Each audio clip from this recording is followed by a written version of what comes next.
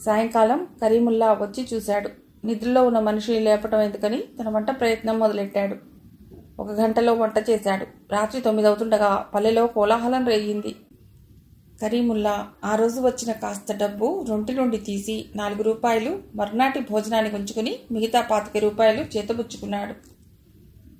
ఏడ్రా ఈ ముసలాయన, ఎక్కడి చొచ్చాడ్రా, బయటికి రారా, నీ వంతేది? కరుగ్గా ఉన్న స్వరం విని బయటకొచ్చాడు కరీముల్లా. అక్కడ 8 మంది యమకింకరుల్లాంటి అనుచరులతో నిలబడి ఉన్నాడు రసూల్ ఖాన్. 25 రూపాయలు దోసిట్లో పెట్టుకుని వణికిపోతూ భగవంతుడికి ఇస్తున్న నివేదనలాగా అతడి ముందుకెళ్లాడు. అతడు వాటిని నిర్లక్ష్యంగా లాక్కొని చూసి, ఇంతేనా, ముష్టి 25కేనా, ఇంకా సంపాదించి ఉంటావు, సంతకళలా వెళ్లే ఉంటావు, మిగతా డబ్బు తీసిరా. ఈరోజు ఇంతకంటే రాలేదు, అల్లా తోడు అన్నాడు భయంగా కరీం. అబద్ధాలు కూడానా నీ బతుక్కి అంటూ ముసలివాడిని కాలితో డొక్కల్లో తన్నాడు. ఆ దెబ్బకి వచ్చి గుమ్మం ముందు పడ్డాడతడు. ఎప్పుడు లేచాడో పిచ్చివాడు లేచొచ్చి కరీముల్లాని లేవనెత్తి తీసుకువెళ్లి మంచంలో పడుకోబెట్టి డొక్క మీద చేతితో నెమ్మదిగా రాశాడు. కరీముల్లా కన్నీళ్లతో ఆశ్చర్యంగా చూశాడతడి వైపు. పిచ్చివాడు పడుకోమని సైగ చేసి వాకిట్లోకి వచ్చాడు. ఎవడ్రా నువ్వు? గరగరమన్నదా గొంతు. నసీం భయం భయంగా చేతులు నలుముకుంటూ, మాఫ్ కర్నా సాబ్, వాడో పిచ్చాడు, పొద్దున నదిలో కొట్టుకొచ్చాడు. మా కరీముల్లా ఇంత ముద్దేసి వాడిక్కడుంచాడు, వాడికేమీ తెలియదు అన్నాడు. పిచ్చా వీడికా, నే వదలగొడతానైతే అంటూ కర్కశంగా ఉన్న గొంతుతో పిచ్చివాడి దగ్గరగా వచ్చి అతడి గడ్డం కింద ఒక్క గుద్దు వేశాడు. అతడు వెనక్కి తూలిపడ్డాడు. అనుచరులు బిగ్గరగా నవ్వారు. రసూల్ ఖాన్ కిందపడ్డ పిచ్చివాణ్ణి లేపి డొక్కలో తన్నాడు. అతడు వెళ్లి భయంతో చూస్తున్న జనంలో పడ్డాడు. జనం వెర్రి కేకలతో వెనక్కి పరిగెత్తారు. రసూల్ రాక్షసుడిలా నవ్వుతూ పడి ఉన్న అతడిని లేపి కొట్టడానికి వంగాడు. అంతే, పిచ్చివాడి కాళ్లు స్ప్రింగ్లా పనిచేశాయి. అతడు తన్నిన తన్నుకు రసూల్ ఖాన్ వెళ్లి తన అనుచరుల కాళ్ల ముందు పడ్డాడు. అతడు భయంకరంగా అరుస్తూ లేచి, రేయ్, ఈనాటితో నీ రోజులైపోయాయి. ఈ చెక్ అమ్రూ గ్రామంలో గాని ఈ చుట్టుపక్కల గ్రామాల్లో గాని ఈ రసూల్ ఖాన్తో తలబడి బతికిన వాళ్ళు లేరు, కాచుకో అంటూ ఎగిరి తలతో పిచ్చివాడి గుండెల మీద పొడిచాడు. పిచ్చివాడు 7 అడుగుల దూరంలో పడ్డాడు. జనం అంతా ప్రాణాలు గుప్పెట్లో పెట్టుకుని అతి దూరంగా నిలబడి చూస్తున్నారే తప్ప ఎవరూ పిచ్చివాడికి సాయంగా ముందుకు రాలేదు. నసీం రాబోతే వాణ్ణి భార్య వెనక్కి లాగింది. అనుచరులంతా మూకుమ్మడిగా మీదకి రాబోగా, మీరాగండి అని ఆపి రసూల్ ఖాన్ తనే పిచ్చివాడి మీదకి లంఘించాడు. 2 చేతులు కలిపి అతడి మొహంపై కొట్టబోయాడు రసూల్ ఖాన్. ఎడమ చేత్తో ఆ దెబ్బని కాచుకుని చేతిని పిడికిలిగా బిగించి స్ట్రైట్గా పొడిచాడు. అతడి ముక్కు మీద పిచ్చివాడు వికృతంగా కేక వేస్తూ వెనక్కు తూలాడు రసూల్ ఖాన్. అదే ఊపుతో అతడి నోటి మీద కొట్టాడు పిచ్చివాడు. రసూల్ ఖాన్ పెదవి తెగి వేలాడింది. పళ్ళు జలజల రాలి కిందపడ్డాయి. నోరంతా రక్తసిక్తమైంది. కిందపడ్డ ఖాన్ని లేవదీయకుండా ఎడమకాల్ని మెడ చుట్టూ బిగించి తిప్పుతుంటే, చూస్తారేరా బద్మాష్లు, రండి వీడెంత చూడండి, కీచుమంటూ అరిచాడు రసూల్ ఖాన్. 8 మంది అరుస్తూ పిచ్చివాడి మీదకి వచ్చారు. రబ్బర్ బొమ్మను లేపినట్లు లేపి అంతటి భారీ కాయాన్ని వస్తున్న వాళ్ల మీదికి విసిరేశాడు పిచ్చివాడు. ఊహించని రీతిగా తమ మీద పడ్డ బరువుకి తూలి వెనక్కి పడ్డారు వాళ్లు. పిచ్చివాడు ఏమాత్రం ఆలస్యం చేయకుండా అక్కడ చుట్టలుగా పడి ఉన్న వలలను వాళ్ల మీదికి విసిరేశాడు. లేవబోతున్న వాళ్లు వలలు మీద పడగానే వాటిని తొలగించుకునే ప్రయత్నంలో ఉండగా పక్కనున్న బాణాకర్ర తీసుకుని లేవకుండా ఎడాపెడా వాళ్ళని బాధేయటం మొదలెట్టాడు. వలలో నుండి తప్పించుకోవడానికి ప్రయత్నిస్తూ దెబ్బల్ని కాచుకుంటున్నారు వాళ్లు. పల్లె జనం ఏదో అద్భుతాన్ని చూస్తున్నట్టు నిశ్చేష్టులే నిలబడ్డారు. పిచ్చివాడికి ఇంత ధైర్యమా? ఆశ్చర్యపోతున్నారు రసూల్ అనుచరులు. ప్యాంట్లకి తగిలించుకున్న డబ్బు మూటలు చెల్లా చెదురుగా పడి ఉన్నాయి. కొడుతూనే ఆ మూటలని పల్లె ప్రజల మీదికి విసిరేశాడు పిచ్చివాడు. వలలని తప్పించుకుని లేచారంతా ఒక్కసారిగా. 9 మంది అతడి మీదికి లంఘించారు. చూస్తున్న జనం భయంతో వెర్రి కేకలతో కళ్ళు మూసుకున్నారు. మరుక్షణంలో భయంకరమైన కేకలతో ఆ ప్రదేశం అంతా దద్దరిల్లింది. పిచ్చివాడి చేతులు కాళ్ళు ఇనుప ముక్కల్లా మారి 9 మందికి సమాధానం చెప్తున్నాయి. అతని నోటి వెంట వచ్చిన కరాటే షాట్ వాళ్ల గుండెల్ని ఛేదించింది. నోటి వెంట రక్తాలు కారుతుంటే వెనక్కి తిరిగి చూడకుండా పరిగెత్తారు వాళ్ళు. వాళ్ళని తరిమి కొడుతూ బాణాకర్ర తీసుకుని పిచ్చివాడు వెంటబడ్డాడు. అప్పుడు కళ్ళు తెరిచారు జనం. 3 నిమిషాల్లో అక్కడంతా ప్రశాంతత అలుముకుంది. పిచ్చివాడు గాని, రసూల్ ఖాన్ వాడి అనుచరులు గాని ఎవ్వరూ లేరక్కడ. అయ్యో, ఈ పిచ్చివాడు ఏమయ్యాడు? అంతా కరీముల్లా ఇంటి ముందుకి పరిగెత్తుకుంటూ చేరారు. కరీముల్లా ముక్కుతూ మెల్లిగా లేచి బయటకొచ్చి పిచ్చివాడిని చంపేశారా? ఏడుపు గొంతుతో అడిగాడు. వాడికి ఎక్కడికి వచ్చిందో అంత బలం? ఆ 9 మందిని చావగొట్టేశాడు. అబ్బా, మేం చూడలేక కళ్ళు మూసుకున్నాం అన్నాడు నసీం. అసలు పిచ్చివాళ్ళకి పిచ్చి బలం ఎక్కువ. అయినా ఆ యమకింకరుల్ని ఒక్కడు ఎలా కొట్టాడో అంది ఫాతిమా ఆశ్చర్యంగా. డబ్బు మూటలన్నీ ఏరి కరీముల్లాకిచ్చి, ఆ పిచ్చాడు ఇవన్నీ మన మీదికి విసిరాడు అన్నాడొకడు. ఉంచండి జాగ్రత్తగా, రేపు ఆ రాక్షసులొచ్చి మనకిక నష్టం కలిగించే పోతారు అన్నాడు కరీం దిగులుగా. వాళ్ళింకా 6 నెలలకి లేచినా లేస్తారు. వాళ్ళ శరీరాలపై రక్తం కారుతోంది. నేను చూశాను. పిచ్చాడు భలే కొట్టాడు అన్నాడో యువకుడు. ఇంతకీ పిచ్చాడు ఏమయ్యాడో చూడండి. పాపం నా కోసం అతను ఎన్ని దెబ్బలు తిన్నాడో వాళ్ళ చేతుల్లో అన్నాడు కరీముల్లా ఏడుస్తూ. వాళ్ళు ఎత్తుకుపోలేదు కదా అంది ఫాతిమా భయంగా. కావచ్చు, పాపం వాడిని ఏం చేస్తారో ఆ పిశాచాలు. అందరి మొహాల్లో భయం, ఆందోళన, జాలి ముప్పిరిగొన్నాయి. ఏం చేద్దాం ఇప్పుడు? మనం వాణ్ణి వాళ్ళ దగ్గర నుండి తేగలమా? మన వల్లేమవుతుంది? ఆ అల్లానే వాణ్ణి కాపాడాలి, చేతులు పైకెత్తి చూపుతూ అన్నాడు వసీం. కరీం పెద్దగా ఏడ్చాడు. అక్కడున్న అందరి కళ్లలోనూ నీళ్లు తిరిగాయి. తమ కోసం ప్రాణాలకి తెగించి పోరాడిన అతడి క్షేమం కోసం ప్రార్థనలు చేయసాగారు. అదే సమయంలో ఊరి బయట ఫిరోజ్పూర్ 30 కిలోమీటర్లను రాసి ఉన్న మైలురాయి దగ్గర ఆగాడు పిచ్చివాడు. అతడి చొక్కా చిరిగి పీలికలయింది. తలపై, నుదుటిపై, చేతులపై దెబ్బలు తగిలాయి. సుమారుగా వస్తోంది రక్తం. చొక్కా పూర్తిగా చించి రక్తం తుడుచుకుని కట్టుకట్టుకుని నడక ప్రారంభించాడు. కనుచూపు మేరలో కనబడకుండా పారిపోయారు రసూల్ ఖాన్ అనుచరులు. నడుస్తూ పిచ్చివాడు చుట్టూతా చూశాడు. పంట పొలాలు పెద్దగా ఏమీ లేవు. అక్కడొకటి చెట్లున్నాయి. చుట్టూరా చూశాడు. ఎక్కడా నరసంచారం లేదు. అల్లంత దూరంలో సింధు నది పరుగుల శబ్దం తప్ప. దాదాపు 3 గంటలు నడిచి అతడు ఫిరోజ్పూర్ చేరుకున్నాడు. ఊరి మధ్యలోకి వచ్చాడు. అక్కడొక మసీదు ఉంది. 2 ఊడలు దిగిన పెద్ద చెట్లున్నాయి. ఆ చెట్ల కింద 2గా కట్టిన గుట్టుంది. దానిపైన మసీదు మెట్లపైన బిచ్చగాళ్లంతా పడుకున్నారు. పిచ్చివాడు మసీదు మెట్లపై కూర్చుని పరిసరాలు చూడసాగాడు. అంతా నిశ్శబ్దంగా ఉంది. అర్ధరాత్రి దాటింది. మసీదుకి ఎదురుగా ఉన్న ఇంటి ముందు ఎర్రటి బల్బు వెలుగుతోంది. ఆ కాంతిలో డాక్టర్ చాంద్ సుల్తానా MBBS అన్న అక్షరాలు చడుక్కుమని మెరుస్తున్నాయి. పిచ్చాడు మసీదు మెట్ల మీద పడుకుని పెద్ద గొంతుతో, కదిలే అలలపై నేనే మిగిలాను, కడలి అలజడిలో నేనే మిగిలాను, పెరు తుఫాను తాకిడిలో చిక్కుకుంది నావా, నేస్తం మేలుకో, వెతుకుదాము తోవ అంటూ పాడసాగాడు. నిద్రాభంగమైన బిచ్చగాళ్లంతా లేచారు. ఎవర్రా వీడు అర్ధరాత్రి పాటలు పాడుతున్నాడు? ఒరే, రేపొద్దున పాడితే 4 డబ్బులు వస్తాయి గాని ఇప్పుడెవరిస్తారా? పడుకో కసిరాడు. పిచ్చివాడి కళ్ళంత దూరంలో లేచిన బిచ్చగాడొకడు. అయినా పిచ్చివాడు ఆ పాట ఆపలేదు. మళ్ళీ అదే పాట పాడసాగాడు. ఇంతలో మరో 2 బిచ్చగాళ్ళు అతడి పక్కకి చేరారు. అరే, వీడెవడో పిచ్చోడ్లా ఉన్నాడురా. పాపం వీడెవరో బాగా కొట్టారు. రక్తాలు కారుతున్నాయి. రే లేవండి, వీడిని డాక్టర్ అమ్మ దగ్గర తీసుకెడదాం కేకలేశాడు బిచ్చగాడు. విసుక్కుని పడుకున్న వాళ్ళు పడుకోగా 7-8 మంది లేచి అతడి దగ్గరికి వచ్చారు. పదరా, మందేయించుకో, లేకపోతే తెల్లారికల్లా చస్తావు అంటూ అతన్ని రెక్కబుచ్చుకుని లేపారు. ఒకడు వెళ్ళి డాక్టర్ ఇంటి ముందు కాలింగ్ బెల్ నొక్కాడు. 2 నిమిషాలకి తలుపు తెరుచుకుంది. నర్స్ బయటికి చూసింది. బిచ్చగాడిని వాళ్ళ మధ్య ఉన్న పిచ్చివాడిని చూసేసరికి ఆవిడ కోపం వచ్చింది బాగా. ఏ, మీకు వేళా పాడా లేదా? డాక్టర్ గారు పడుకున్నారు, రేపొద్దున రండి పోండి అంది. బిచ్చగాడు ఒకడు ముందుకొచ్చి, నరసమ్మ, ఆ తల్లి పేదోళ్ల కోసమేగా పనిచేస్తోంది. నీకెందుకు మధ్య బాధ? మేం లేపుతాంలే డాక్టర్ అమ్మని అని డాక్టర్ డాక్టర్ అంటూ కేకలేసాగారు. ఇంతలో వీళ్ళ గొడవకి మధ్య వయస్కురాలైన స్త్రీ బయటకొచ్చి, ఏమిటి సిస్టర్, పేషెంట్ ఎక్కడా? లోపలికి రాని వాళ్ళని అంది. పిచ్చివాడిని లోపలికి తెచ్చారంతా కలిసి. స్టూల్ మీద కూర్చోబెట్టారు.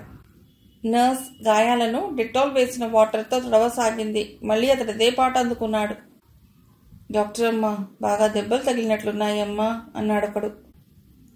వీడెవడో మనూరికి కొత్త బిచ్చగాడు అన్నాడు.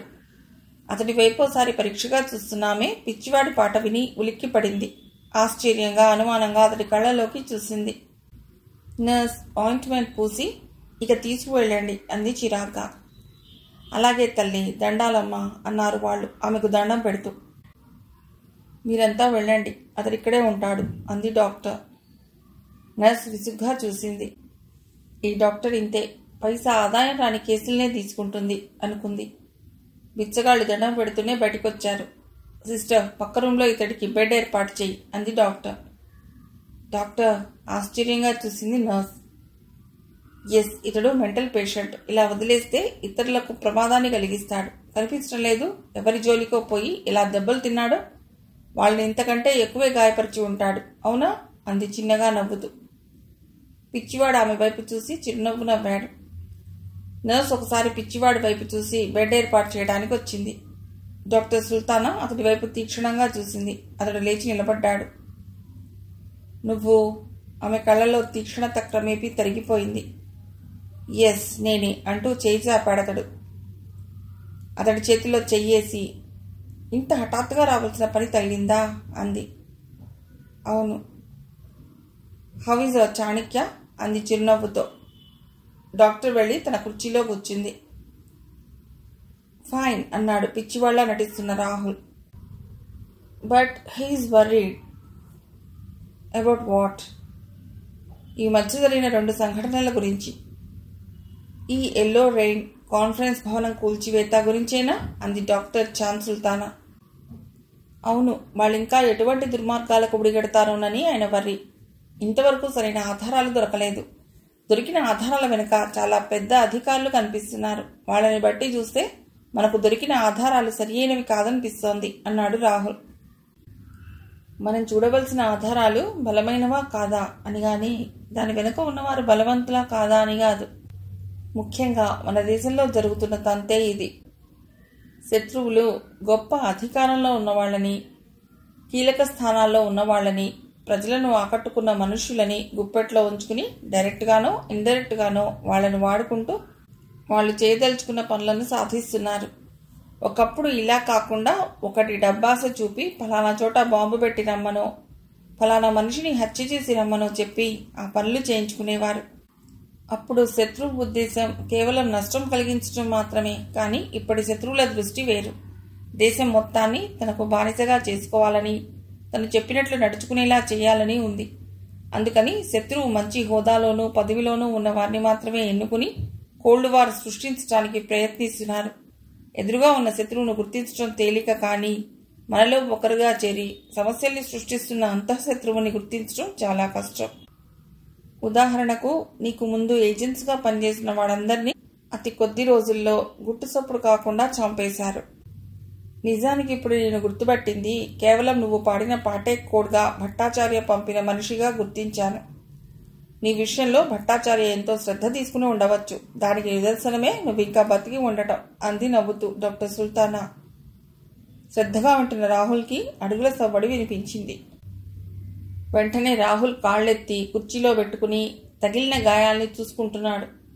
డాక్టర్ సుల్తానా సిరంజిలోకి మందెక్కించి అతడి ఇంజెక్షన్ చేయడానికి దగ్గరికి వచ్చి లోపలికి వచ్చిన నర్స్తో, ఇతడికి ఇక్కడే పాలు బ్రెడ్ కూడా ఉంచు అంది.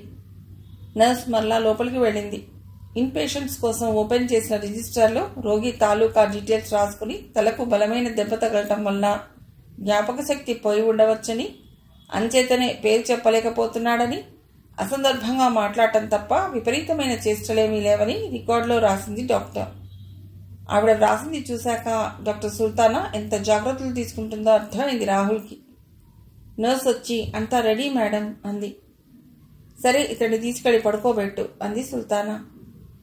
నర్స్ చెయ్యి ఆధారంగా కన్సల్టింగ్ రూమ్కి పక్కనున్న గదిలోకి వెళ్లి బెడ్ మీద కూర్చున్నాడు రాహుల్. డాక్టర్ సుల్తానా వారి వెనకే వచ్చి, నాకు తెలియకుండా ఇతడి గదిలోకి ఎవరిని రానివ్వకు అంది. ఎస్ మేడం అంది నర్స్ అతడికి బ్రెడ్ చేతికిస్తూ. రాహుల్ బ్రెడ్ తిని పాలు తాగి పడుకున్నాడు. నర్స్ బెడ్ లైట్ వెలిగించి తలుపులు వేసుకుని వెళ్ళిపోయింది. తెల్లవారి డాక్టర్ నిద్రలేపేదాకా మెళకువ రాలేదు రాహుల్కి. కళ్ళు తెరిచి చూసేసరికి డాక్టర్ సుల్తానా పక్కన యూనిఫామ్లో ఉన్న 2 అధికారులు కనిపించారు. వారి భుజం మీద BSF అని రాసి ఉన్న బ్రాస్ లెటర్స్ మెరుస్తూ కనిపించాయి. వారిద్దరిలో కొంచెం ముందుగా నించున్న మనిషి షర్ట్ జోబ్లో పైన బ్లాక్ నేమ్ ఉంది. దాని మీద మేజర్ అహ్మద్ జైదీ అని రాయబడి ఉంది. అహ్మద్ జైదీని ఉద్దేశించి, ఇతడికి కొన్ని రోజుల్లో జ్ఞాపకశక్తి మరలా వస్తుంది. అప్పటి వరకు మనకు ఇతడి గురించి తెలుసుకునే అవకాశాలు లేవు అంది డాక్టర్ సుల్తానా. తన గురించి అహ్మద్ జైదీకి సుల్తానా చెప్పినట్లుంది అనుకున్నాడు రాహుల్. మేజర్ జైదీ అతడి వైపు తీక్షణంగా చూస్తున్నాడు. అతడి నిశితమైన చూపులకు ఏమాత్రం జంకక వెర్రివాడిలా వెర్రి చూపులు చూడసాగాడు రాహుల్. కొన్ని క్షణాలు రాహుల్ని పరిశీలించి నెమ్మదిగా బయటికి నడిచాడు జైదీ. అతడి వెనుకే వచ్చింది డాక్టర్ సుల్తానా. గది బయట నుండి జైదీ మాటలు లోపలికి వినిపించసాగాయి. డాక్టర్ సుల్తానా, నిజాయితీకి మీరు పెట్టింది పేరు కనుకనే అతడిని అనుమానం లేకుండా వదిలేసి వెళ్తున్నాను. కానీ అతడు మామూలు స్థితికి వచ్చాక తన పేరు చెప్పగలిగినప్పుడు వెంటనే నాకు కబురు చేయండి. మీ ఇంటి ముందు నుండి వెళ్లే ఏ ఆర్మీ ట్రక్ అయినా బీఎస్ఎఫ్ ట్రక్ వారికి కానీ చిన్న చీటీ ఇస్తే అది నాకు చేరుతుంది. అనేక మంది ఇండియన్స్ మన భూభాగంలో కొంత సమాచారాన్ని వారి దేశానికి చేరవేస్తున్నట్లుగా మన ఇంటెలిజెన్స్ అధికారుల అభిప్రాయం. ఈ సరిహద్దు గ్రామాల్లో ఏ కొత్త వ్యక్తి వచ్చినా అతడి పూర్తి గుర్తింపు దొరికే వరకు వదలటం లేదు. సో మళ్ళీ మిమ్మల్ని కలుస్తాను అంటూ బూట్లు టకటకా చప్పుడు చేసుకుంటూ దూరమైన ధ్వని అతడు వెళ్ళిపోయాడని చెప్పింది. పెద్ద గండం గడిచినట్టు ఫీల్ అయింది సుల్తానా. అతడి జీప్ స్టార్ట్ అయి వెళ్ళిపోగానే రాహుల్ గదిలోకి వచ్చింది సుల్తానా. ఇప్పుడొచ్చిన మేజర్ జైదీ కాలాంతకుడు. వాళ్ల బీఎస్ఎఫ్ జవాన్లు మారువేషాల్లో ఊర్లో తిరుగుతుంటారు. ఏ కొత్త వ్యక్తి వచ్చినా తప్పక వాళ్ల నోటీసులోకి ఎడతాడు. అలాగే రాత్రి కూడా ఆ వచ్చిన నోటీసులోకి జైదీ మనిషి ఉండి తీరాలి. అందుకే ఆ ఇన్ఫర్మేషన్ అందుకునే ఎప్పుడూ నా దగ్గరికి రానివాడు ఇలా ఉదయాన్నే వచ్చాడు అంది డాక్టర్.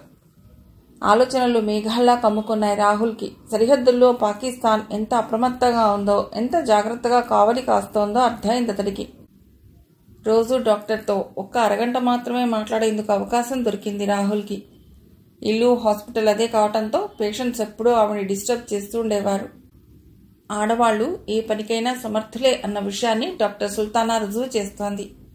ఆవిడ దేశభక్తి ఎంత గొప్పదో అనిపించింది రాహుల్కి. ఏమాత్రం పాక్ అధికారులకి విషయం తెలిసినా ఆమెని చిత్రహింస చేస్తారనుకున్నాడు.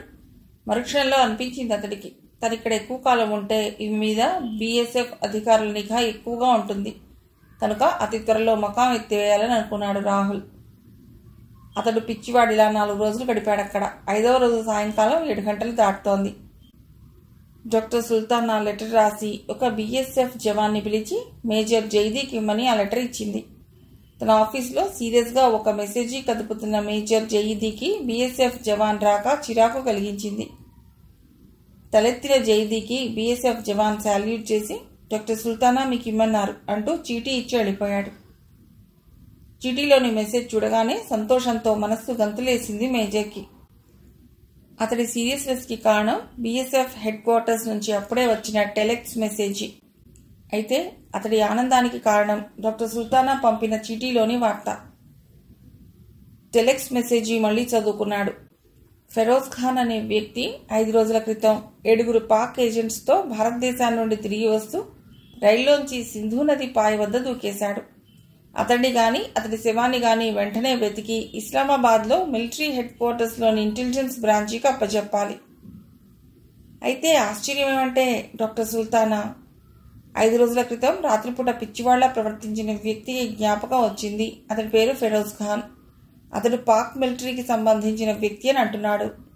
అతడు త్వరగా భార్యాబిడ్డలను చూడాలన్న ఉద్దేశంతో సింధు నదిలో దూకేశాడు.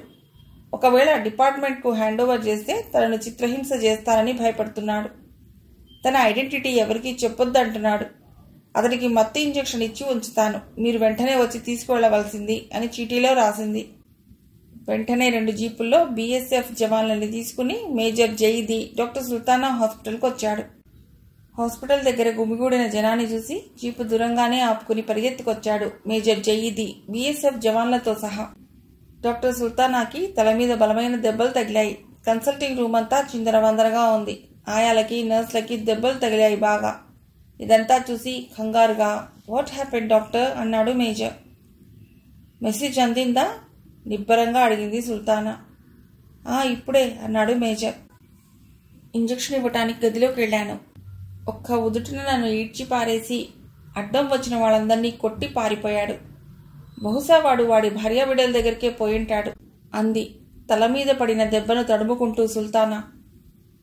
ఐఎమ్ సారీ డాక్టర్, మీ సహాయానికి కృతజ్ఞుని అని చెప్పి పరిగెత్తుతున్నట్లు వెళ్లి జీపులో కూర్చున్నాడు. జీపులు నేరుగా ఆఫీస్ వైపు మళ్ళాయి. వెళ్లగానే ఇస్లామాబాద్లోని హెడ్ క్వార్టర్స్కి జరిగిందంతా వివరిస్తూ టెలెక్స్ పంపించాడు. సరిగ్గా గంటన్నర తర్వాత అతనికి సమాధానంగా మరొక టెలెక్స్ మెసేజ్ వచ్చింది. దాని సారాంశం ఏమిటంటే, వెంటనే ఫిరోజ్ ఖాన్ భార్యాబిడ్డలు ఉన్న యమునాబాద్ వెళ్లమని, అక్కడ మారువేషంలో ఉండి అతడి రాకను గమనించి అరెస్ట్ చేయమని రాసి అతడి పూర్తి చిరునామా కూడా పంపాడు. మేజర్ జయీదీ ఇది చాలా ఛాలెంజింగ్గా తీసుకున్నాడు. తనకి ఉద్యోగంలో ఈ హడావుడి మామూలే, కానీ ఇది పారిపోయిన పాక్ ఏజెంట్నే పట్టుకోవటం. అతడు మనిషిని చూశాడు గనుక పట్టుకోవడం పెద్ద కష్టమేమీ కాదు. అనుకున్నదే తడువుగా ఒక జీప్లో 4 జవాన్లతో బయలుదేరాడు యమునాబాద్ వైపు. బయలుదేరే ముందుగా డ్యూటీలో ఉన్న ఒక సుబేదార్ని పిలిచి వెంటనే కొంతమంది జవాన్లని పంపి అతని కోసం చుట్టుపక్కల వెతకమని పంపాడు. ఒకవేళ అతడు పట్టుబడితే యమునాబాద్ మిలిటరీ కంట్రోల్ రూమ్కి మెసేజీ పంపమని చెప్పాడు.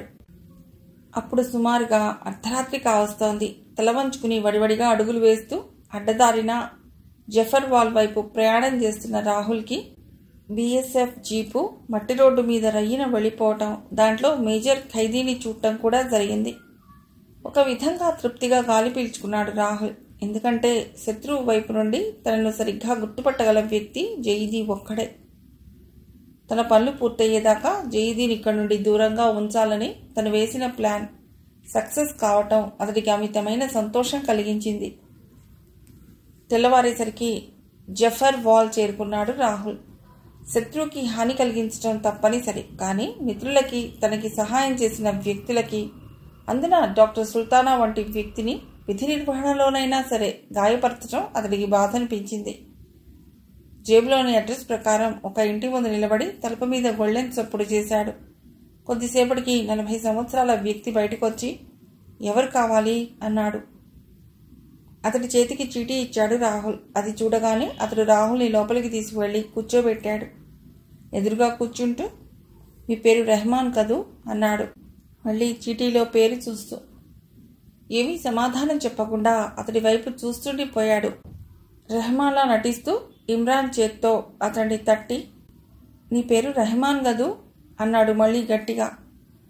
రాహుల్ అతడి వైపు చూసి చెవి దగ్గర చెయ్యి పెట్టి అతడికి చూపి వేళ్లను అటు ఇటు తిప్పాడు. ఇమ్రాన్కి అర్థమైంది, నాకు చెవుడు వినిపించదు అని సంజ్ఞ చేస్తున్నాడు ఇతడు. అప్పుడు అతడికి డాక్టర్ చీటీలో రాసిన విషయం గుర్తుకొచ్చింది. అతడికి మూగా చెవుడు ఉందని.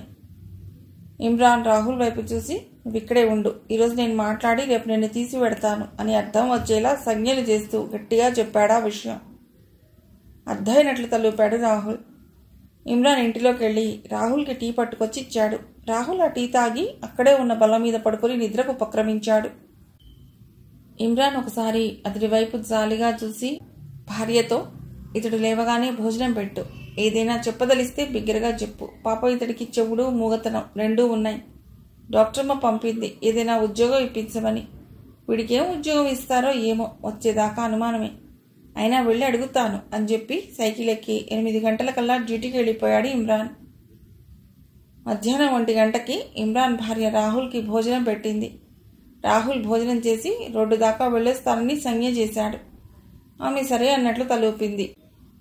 రాహుల్ ఆ ఊరు ఎరుగున్నవాడిలా వడివడిగా గల్లీలో తిరగసాగాడు. మెయిన్ రోడ్లెక్కి గల్లీలు తిరుగుతూ చివరకు ఊరు బయటికి చేరుకున్నాడు. దాదాపు 10 కిలోమీటర్ల దూరంలోనున్న కొన్ని భవనాలు చాలా పెద్ద విస్తీర్ణంలో ఉన్నట్లు కనిపించాయి. అక్కడే ఉండి చూస్తూ ఉండిపోయాడు రాహుల్.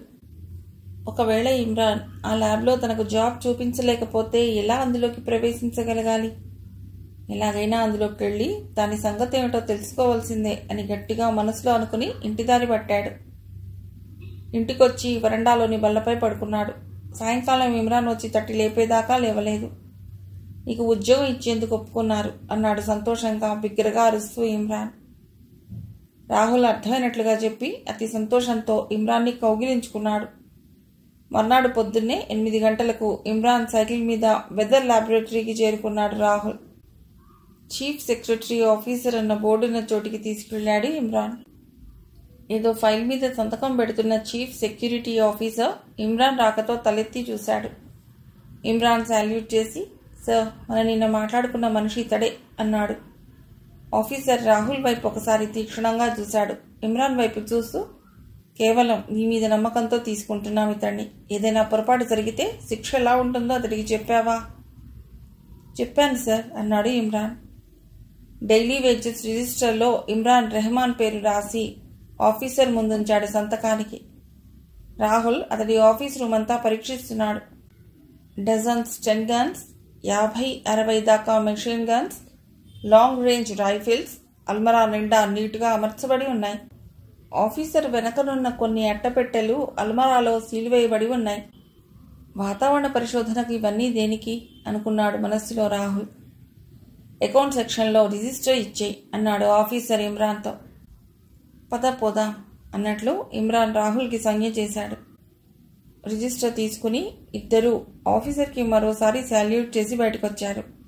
అకౌంట్ సెక్షన్లో రిజిస్టర్ ఇచ్చేసి డ్యూటీ రూమ్ నుండి ఒక ప్లాస్టిక్ కార్డ్ తెచ్చి రాహుల్ షర్ట్కి తగిలించాడు. దానిమీద క్యాజువల్ లేబరర్ అని రాసి ఉంది. అక్కడ తిరుగుతున్న ప్రతి ఒక్కరికి వాళ్ళ వృత్తిని తెలిపే కార్డ్ షర్ట్స్కి తగిలించి ఉండటం చూశాడు రాహుల్. భవనం నెంబర్ 10లోకి రాహుల్ని తీసుకెళ్లాడు ఇమ్రాన్. నడుస్తూనే చుట్టూ చూస్తున్నాడు రాహుల్. చాలా దూరంగా ఉన్న భవనాలు, ఒక్కొక్క దానికి ప్రత్యేకించబడ్డ ఫెన్సింగ్లు చూస్తుంటే అసలు ఈ ల్యాబొరేటరీ విస్తీర్ణం ఎంతో అంతుబట్టలేదు. 15 నిమిషాలు నడక సాగిస్తే గానీ 10వ నంబర్ బిల్డింగ్ రాలేదు. బిల్డింగ్ ముందర సెక్యూరిటీ పోస్ట్లో ఉన్న గార్డుకి రాహుల్ని పరిచయం చేశాడు ఇమ్రాన్. లోపల ఊడ్పించడం అయ్యాక తోట పని కూడా చేయించు అన్నాడు ఇమ్రాన్. గార్డ్ రాహుల్ని లోపలికి రమ్మని సంజ్ఞ చేసి ముందుకు నడిచాడు. ఇంకా స్టాఫ్ ఎవరూ రాకపోవడంతో నిశ్శబ్దంగా ఉందక్కడ. గదులు శుభ్రం చేయటానికి చీపుర్లు కాకుండా వ్యాక్యూమ్ క్లీనర్స్ చూపించి అవి ఎలా వాడాలో సంజ్ఞతో అర్థమయ్యేలా చెప్పాడు గార్డ్. ఈ గదులు తప్ప మరొక చోటికి పోవద్దు. పనయ్యాక నా దగ్గరికే రా అన్నాడు సైగలతో గార్డ్. సరేనన్నట్లుగా తలూపి తన పని మొదలెట్టాడు రాహుల్. గార్డు వెళ్ళిపోయాడు. ఆ గదుల నిండా మనుష్యత్తు స్టీలు డ్రమ్ములు పేర్చబడి ఉన్నాయి. లోపల ఏదో ఉన్నట్లుగా వచ్చిన శబ్దం తెలుపుతోంది. గబగబా గదులు శుభ్రం చేసి గార్డు దగ్గరికి వచ్చి పనైపోయిందని సైగ చేశాడు. గార్డ్ అతడిని భవనం వెనక వైపు ఉన్న గార్డెన్లోకి తీసుకెళ్లాడు. అది చాలా పెద్ద గార్డెన్. రాహుల్ వైపు తిరిగి మొక్కలకి నీరు పెట్టమన్నాడు ట్యూబ్ చేతికిస్తూ గార్డ్. ఆ తోట మధ్య గుండా పెద్ద టమెంట్ రోడ్ బిల్డింగ్ దగ్గరకు వెడుతోంది.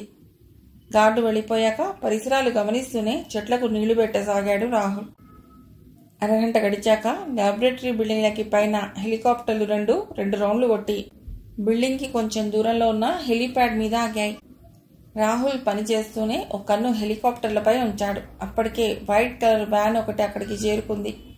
హెలికాప్టర్లలో నుండి 10 మంది దిగారు. వాళ్ళందరి కళ్లకు గంతలు కట్టబడి ఉంచడం చూశాడు రాహుల్. హెలికాప్టర్ల నుండి దిగిన మనుషుల కళ్లకున్న గంతలు విప్పి వారిని వైట్ కలర్ వ్యాన్లోకి ఎక్కించారు. వ్యాన్ సిమెంట్ రోడ్డు మీదుగా వచ్చి భవనం ముందు ఆగింది. అందులో నుండి దిగిన వాళ్లలో తెల్లని లాంగ్ కోట్స్ పైన కొందరివి జేబు దగ్గర బ్లాక్ ప్లేట్ల మీద XL అని, మరికొందరికి YL అని, ఒక్కడికి మట్టుకు గోల్డ్ కలర్ ప్లేట్ మీద CL అని వ్రాయబడినవి వేలాడుతుండటం గమనించాడు రాహుల్. బహుశా ఈ గోల్డ్ ప్లేట్ దిగిన వారందరికీ చీఫ్ కావచ్చు అనుకున్నాడు.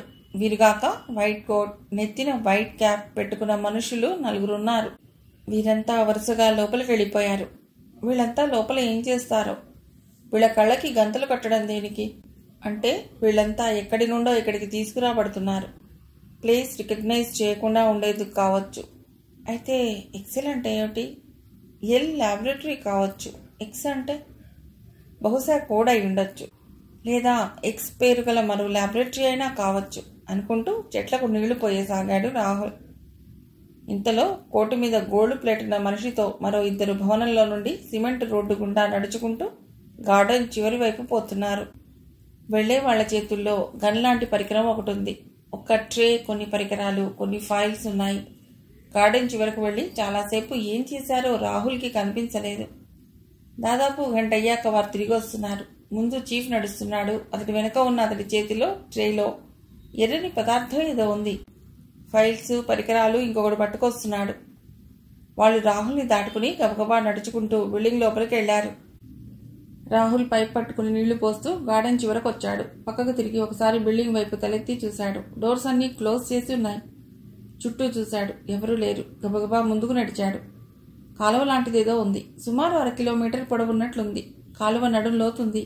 దాని నిండా చచ్చిపోయిన గొర్రెలు, బహుశా 3-4 వేలు ఉండవచ్చు. ఒక గొర్రె కోయబడి ఉంది. దాని అవయవం ఏదో ఎనలైజేషన్ కోసం పట్టుకెళ్లినట్లుంది. ఇన్ని గొర్రెలు ఒకేసారి ఎలా చచ్చాయి? ఈ కెమికల్స్ను పరీక్షార్థం వాటి మీద ప్రయోగించి ఉంటారు. ఇవి చనిపోయి 24 గంటలు కూడా కానట్లుంది. అందుకే వాసన రావటం లేదు. మనుషుల మీద ప్రయోగించడానికి ముందు కెమికల్ ప్రభావాన్ని కనుక్కోవటానికి వీటి మీద ప్రయోగించినట్లా, లేక జంతుజాలాన్ని కూడా నిర్మూలించడం వీళ్ల కెమికల్ వార్లో ఒక భాగమా? ఒక్క సెకండ్ కూడా అక్కడికి నిలబడక దిరుక్కున తిరిగి అటువైపు నుండి చెట్లకి నీళ్లు పోస్తూ వచ్చాడు రాహుల్. 12 దాటింది. తోటంతా తడిపేసరికి పైపు యథాస్థానంలో పెట్టి గార్డు దగ్గరకొచ్చాడు. చెట్లన్నింటికీ పోసావా అన్నట్లు సైగ చేశాడతడు. తలూపాడు రాహుల్. ఆ గదిలో నీకు భోజనం ఉంది, తిను అన్నాడు సైగలతో గార్డ్. రాహుల్ అతడు సూచించిన గదిలోకి వెళ్ళాడు. అక్కడ 7 అడుగుల పొడవు, 3 అడుగుల వెడల్పు ఉన్న చెక్క పెట్టెలు ఉన్నాయి. అవి శవాల్ని పెట్టేందుకు ఉపయోగించేవి. ఇక్కడెందుకున్నట్లు? ఒక పెట్టె మూత తీసి చూద్దామని ఉంది. కానీ గార్డ్ వస్తే తడపటాయించి తనకై పెట్టిన గాజు ప్లేట్ని తీసుకుని వరండాలోకి వచ్చాడు. అక్కడ తినను అని సైగ చేసి వరండా గోడ కానుకుని చతికిలబడి కింద కూర్చుని ప్లేట్లోని చపాతీలను తినసాగాడు. గార్డ్ అతడికేసి జాలిగా చూసి మౌనంగా కూర్చున్నాడు. రాహుల్ భోజనం చేస్తుండగానే గార్డ్ వచ్చాడు. నీతో పని ఉంది అన్నట్లు సైగ చేశాడు. రాహుల్ గబగబా తిని చేయి కడుక్కుని అతడి వెంట వెళ్ళాడు. గార్డ్ రాహుల్ని పెట్టెలున్న గదిలోకి తీసుకువెళ్లి ఒక పక్క తను పట్టుకుని రెండో వైపు రాహుల్ని పట్టుకోమన్నాడు. ఇద్దరూ కలిసి ఆ పెట్టెనెత్తుకుని పక్కనే ఉన్న హాల్లోకి తీసుకెళ్లారు. ఆ హాల్లో ఒక పక్కగా పెద్ద టేబుల్ ఉంది. దాని చుట్టూ అనేకమైన ఎలక్ట్రానిక్ ఎక్విప్మెంట్స్, ఆక్సిజన్ సిలిండర్స్ లాంటివి 4 సిలిండర్లు, రకరకాల లైట్లు ఉన్నాయి. ఆ టేబుల్ మీద ఒకతను పడుకుని ఉన్నాడు. అతని దగ్గర ఉదయం హెలికాప్టర్లో నుండి దిగిన వాళ్ళు ఉన్నారు. వైట్ క్యాప్స్ ధరించిన వాళ్ళు తప్ప. గోల్డ్ ప్లేట్ ధరించిన వ్యక్తి అక్కడున్న బయోమెడికల్ ఎక్విప్మెంట్స్తో ఏదో తీక్షణంగా పరిశీలిస్తున్నాడు. 2 చేతుల్లో సిరంజీలున్నాయి. పట్టుకున్న వ్యక్తి ముక్కుల్లోంచి నోట్లోంచి ట్యూబులు కనిపిస్తున్నాయి. పెట్టెను వాళ్ళకి కొద్ది దూరంలో దించారు. వీళ్ళని చూడగానే బ్లాక్ ప్లేట్ ఉన్న వ్యక్తి దగ్గరగా వచ్చి గార్డుకి బుక్ ఒకటి ఇచ్చి నెంబర్ 1లో ఇది చూపించి అతడిచ్చిన వస్తువులు పట్టుకురా అన్నాడు. రాహుల్ గార్డ్ని బయటకు తీసుకొచ్చి, అదిగో ఆ కనిపించేదే నెంబర్ 1 బిల్డింగ్, లోపల కౌంటర్ దగ్గర ఈ బుక్ చూపించు అని బుక్ ఇచ్చాడు. రాహుల్ అతడు చెప్పింది అర్థమైనట్లుగా తలూపి బుక్ తీసుకుని నెంబర్ 1 బిల్డింగ్ వైపు నడిచాడు. వెళుతూ దారిలో అటు ఇటు చూసి తన్నెవరూ గమనించడం లేదని నిర్ధారించుకుని ఆ బుక్ తెరిచాడు. అది ఇంటెంట్ బుక్. బహుశా నెంబర్ 1 వీళ్ళకి కావలసిన వస్తువులన్నీ ఉండే స్టోర్స్ కావచ్చు అనుకున్నాడు. ఆ బుక్లో అనేక రకాల కెమికల్స్ వాళ్ళ అవసరార్థం తెప్పించుకున్నట్లుగా వ్రాయబడి ఉంది. నడుస్తూనే గబగబా పేజీలు తిప్పుతుంటే కొన్ని కనిపించాయి. అవి కొన్ని కెమికల్ ఈక్వేషన్స్. దాని నిండా ఇలా చాలా ఉన్నాయి. ఈ కెమికల్ స్ట్రక్చర్స్ ప్రకారం వీటి ప్రభావం మనుషుల మీద చాలా దారుణంగా ఉంటుంది. ఈ కెమికల్స్కి లోనైన వ్యక్తులు నరకయాతన పడి చనిపోవలసిందే. ఇవి తయారు చేయటంలో వీళ్ళ ఉద్దేశం కేవలం మనుషుల్ని చంపడమేనా? మిగిలిన కథ తర్వాతి భాగంలో.